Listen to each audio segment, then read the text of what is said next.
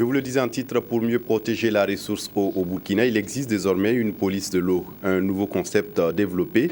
À la faveur de la mise en place des agences de l'eau dans les hauts bassins, une dizaine d'agents ont déjà reçu une formation et sont désormais aptes à servir pour protéger et aider à préserver la ressource eau. Amadou Lougué, sur place à Bobo Dioulasso.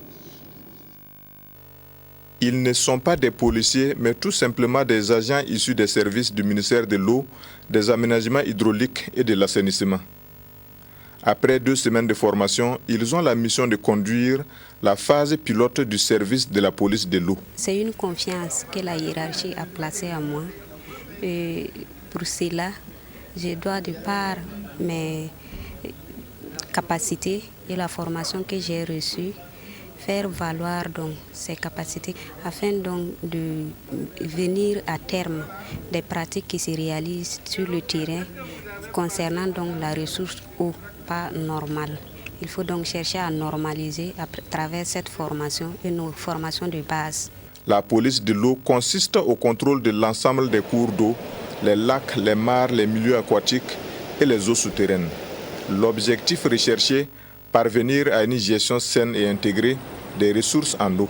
La police de l'eau, c'est cette structure qui est chargée notamment d'assurer une bonne régulation de la gestion des ressources en eau à travers une sensibilisation, à travers aussi un constat des actes qui sont posés en matière de prélèvement ou de pollution d'eau et aussi éventuellement de procéder à la répression. 10 modules enseignants entre théorie et pratique.